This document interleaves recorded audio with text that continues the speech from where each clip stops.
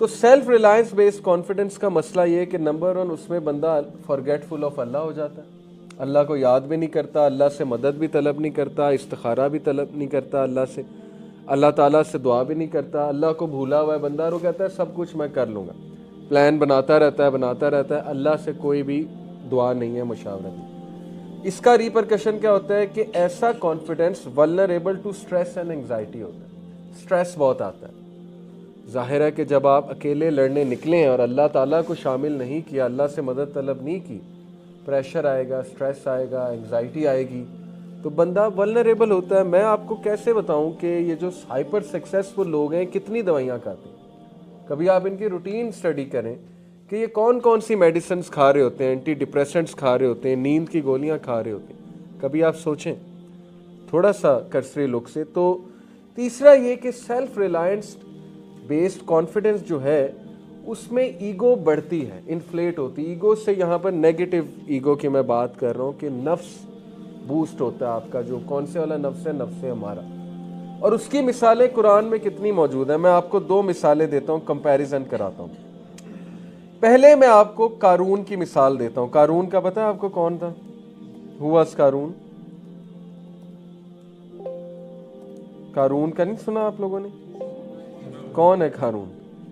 قارون celebrity نہیں ہے قارون جو ہے یہ ایک شخص گزرا تھا، قرآن مجید میں اس کا ذکر ہے، جس کے پاس بہت پیسہ تھا، خزانہ، اس کے خزانوں کی چابی بہت بڑی تھی، سننے میں آیا۔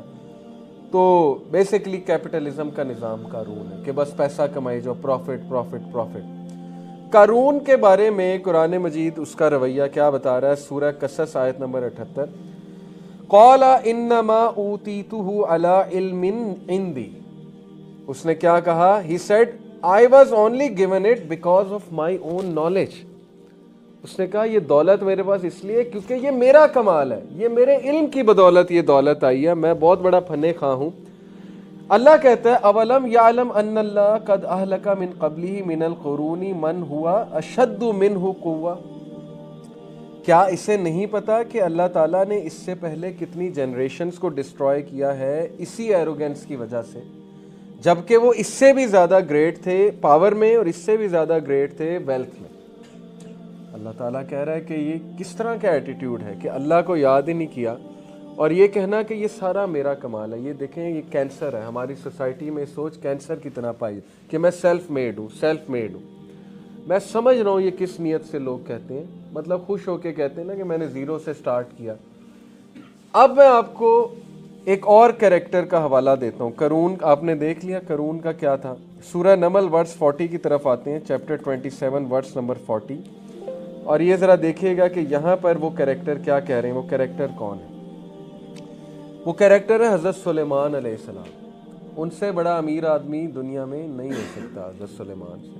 ونڈس کو کنٹرول، جو بندہ ونڈس کنٹرول کر رہا ہے اللہ تعالیٰ کی طرف سے، جو جنات جو ہیں اس کے آگے جھکتے ہیں، شیاطین جھکتے ہیں، برڈز کی لینگویج سمجھتے ہیں، جانوروں کی لینگویج سمجھتے ہیں۔ پھر ان کا جو محل تھا، اس دور کی امیر ترین خاتون ملکہ سبا جو ہے اس کی آنکھیں پھٹی کی پھٹی رہ گئی تھی۔ یہ کیا ہے؟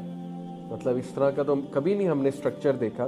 وہ شخص کیا کہہ رہا ہے؟ وہ کہہ رہے ہیں کہ آیت نمبر یہ ہے جی چیپٹر 27 آیت نمبر 40، قال ھذا من فضل ربی، کہ یہ سب میرے رب کا فضل ہے۔ ہم ان سے بڑے سٹڈ ہو گئے، اللہ معاف کرے، نعوذ باللہ نعوذ باللہ۔ حضرت یوسف جو ہے ان سے خوبصورت کون تھا؟ حضرت یوسف سے کوئی ہینڈسم ہو سکتا ہے جوان آدمی؟ وہ کہہ رہے ہیں کہ یہ سارا میرے رب کا کمال ہے۔ وہ کہہ رہے ہیں کہ میرا رب اگر مجھ پہ فضل نہ کرتا، میرا نفس جو ہے نفس ہمارا وہ سبمٹ شاید کر جاتا، اللہ کی طرف ڈائریکٹ کر رہے ہیں۔ ذوالقرنین سے امیر آدمی کوئی ہو سکتا ہے؟ سورہ کہف میں وہ کہہ رہے ہیں کہ یہ سب میرے رب کا کمال ہے۔ This is the second one, this is the second personality. یہ ٹارگٹ کرنا ہے آج کے بچے، انٹرپرینیورشپ اور پتہ نہیں کیا کیا سن کے، وہ ایسی باتیں مجھے ان کی سننے کو ملتی، میں حیران رہ جاتا ہوں کہ یار یہ کس طرح کا کانفیڈنس ہے، اور یہ انہیں تباہی کے دہانے پہ لے جائے گا، یہ کانفیڈنس ڈپریشن میں لے جائے گا، یہ کانفیڈنس جب ان کو فیلئر تھوڑی سی ٹھوکریں کھانی پڑیں گی۔ اس لیے you have to be sure کہ آپ کا کریکٹر سلیمان علیہ السلام والا ہے، آپ کا کریکٹر ذوالقرنین والا ہے، اور آپ کا کریکٹر یوسف علیہ السلام والا ہے۔ تھوڑی سی خوبصورتی اور ہینڈسمنس کسی ینگسٹر کو مل جائے، وہ چین سے بیٹھتا نہیں, وہ کہتا ہے اب تو میرا فرض ہے کہ میں باہر جاؤں اور میں سب کو فتنے میں ڈالوں اور میں موجیں کروں, کیونکہ اللہ تعالیٰ نے تھوڑی سی ہینڈسمنس اسے دے دی. یہاں حضرت یوسف علیہ السلام اپنا ایمان بچاتے پھر رہے ہیں اور کہہ رہے ہیں کہ نہیں میں نے بچنا ہے, تو وہ زیادہ ہینڈسم ہے کہ ہم میں سے کوئی زیادہ جو ہے ہینڈسم ہو گیا. اس لیے ہمیں یہ چیزیں, یہ کریکٹرز اللہ نے مثالیں ہمیں سمجھانے کے لیے دی ہیں. اوکے, تو توکل بیس کانفیڈنس جو ہے اس کے ریزلٹ سن لیں.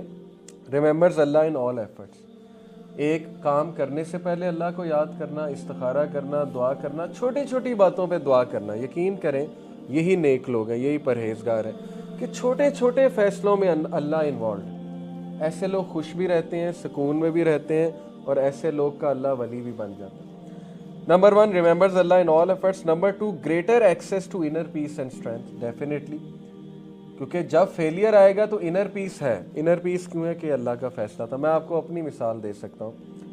میں UAE میں آئل اینڈ گیس فیلڈ میں تھا اور میری سیلری بہت اچھی تھی, انجینئر تھا میں. CB&I, اب اس کا نام میکڈرمٹ ہے اس کمپنی کا. وہ 178 یا 180 ممالک میں وہ کمپنی ہے, ہیوج ملٹی نیشنل. اور یہ ڈریم کیریئر جاب تھی جو میری تھی. اور میرے بہت سے کلاس فیلوز کو جب پتہ لگا میری وہاں جاب ہو گئی ہے, آدھوں نے تو یقین ہی نہیں کیا, لیکن آدھے رشک سے دیکھتے تھے کہ یہ وہاں پر لگ گیا. میں وہ جاب چھوڑ کر آیا وہاں, اور لوگ یقین نہیں کرتے. لوگ کہتے ہیں آپ کو نکالا ہوگا, وہ لوگوں کو سمجھ نہیں آتی ہے. ٹھیک ہے نا, مطلب وہ ایک ایسی چیز ہے لوگوں کے لیے کہ وہ کہتے ہیں کہ نہیں یہ ہو نہیں سکتا. اینی وے, میں جب چھوڑ کر آیا, میں استخارہ کر کے چھوڑ کر آیا تھا. میری کچھ اپنی پرائیورٹیز تھیں جو میں نے فلفل کرنی تھیں.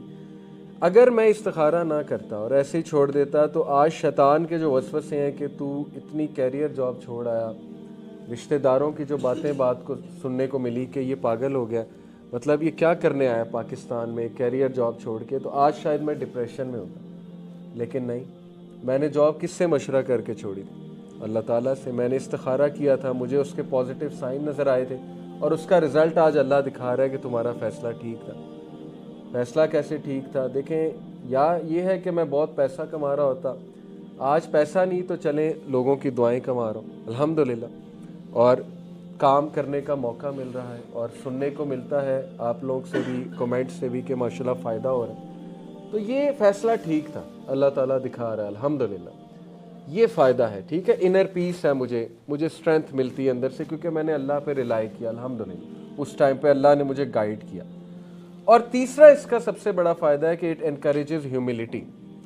توکل بیس کانفیڈنس سے بندہ عاجز ہوتا جاتا ہے, اور جو سیلف ریلائنس بیسڈ کانفیڈنس ہے اس سے بندہ فیک بنتا جاتا ہے, اور اسے نا پھر وہ مینٹین کرنی پڑتی ہے وہ امیج. یہ جو سیلیبریٹیز ہیں, اگر آپ ان کو بڑے غور سے دیکھیں نا, یہ سارا ان کا جو کانفیڈنس ہے وہ سیلف ریلائنس بیسڈ کانفیڈنس ہے جو کہ فیک ہے. اس امیج کو مینٹین کرنے کے لیے پھر کون سے مینیجرز ہائر کرنے پڑتے ہیں, یہ ایک الگ سٹوری. اور اس امیج کو مینٹین کرنے کے لیے اخباروں کو کتنے پیسے دینے پڑتے ہیں, یا چینلز کو کے ہاتھوں بلیک میل ہونا پڑتا ہے, پھر ان کے ساتھ ڈیل کرنی پڑتی, یہ ایک الگ سٹوری ہے. اور پھر کیا کچھ لڑائیاں چلتی ہیں, جیلسی, حسد, بیچ میں کیا کیا ہوتا ہے, یہ بھی ایک الگ سٹوری ہے. تو it's a very dirty world, it's a very dangerous world out there. Okay.